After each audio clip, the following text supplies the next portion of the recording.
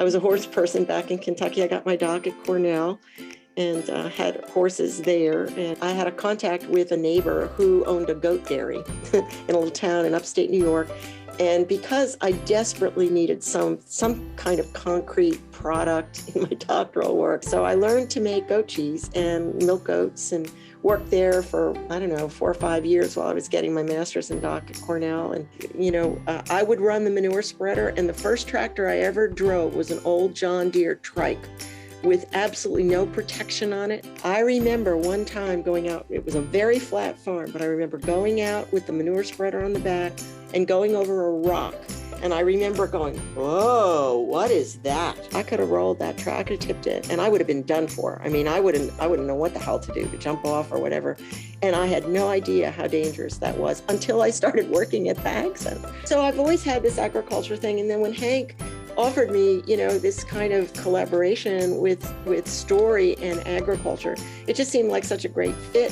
Hank Cole and myself shared a real interest in a line of research related to narrative psychology and the power of story to change people's thinking and behavior and so forth. And my focus has always been curriculum interventions and working with high school at-risk youth, but also integrating it into regular social studies classes. Not everybody who gets off the school bus is in an ag education program, but everybody on my little ridge had to take social studies all the way through high school. So we integrated it into economics with a program called the Economics of Prevention, where Hank and I worked with Mel Myers, who added the economic piece of it. We developed a framework of culture, cognition, conduct, and consequence that were embedded in these blended stories of real life incidents and paired with intervention strategies within the stories and the story stimulation. So we used the Haddon matrix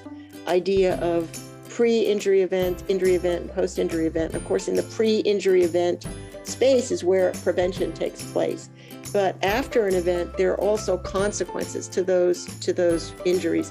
And that's where the cost of ag injury really comes in, is in the post-injury event. So Hank's stories were then extended to include this post-injury event of these economic, and Mel developed these interactive spreadsheets, which are still on our website. But I had two really absolutely fabulous mentors in Hank and Mel, who really were absolutely terrific in getting me engaged in the community of scholars and scholarship. But when I started in I-SASH, it was actually NIFS. I mean, there are so many people who have had, amazing longevity in this community. Bob McKnight, Lamar, Wayne Sanders, Aaron Yoder, Risto, Deb Reed, Natalie Roy, Sherry Burgess, Marilyn Adams, Diane Rollman, Renee Anthony, all the people from Marshfield, Barb Lee, Marcia Salzwedel. These were all, women in agriculture. Carol Latola, who was one of the first women who did her doctoral work on tractor rollovers, tractor safety. It was a really welcoming community. Always the most helpful, supportive, kind of environment in so many ways. I just have to say that. I just think it was really, really a great professional outlet.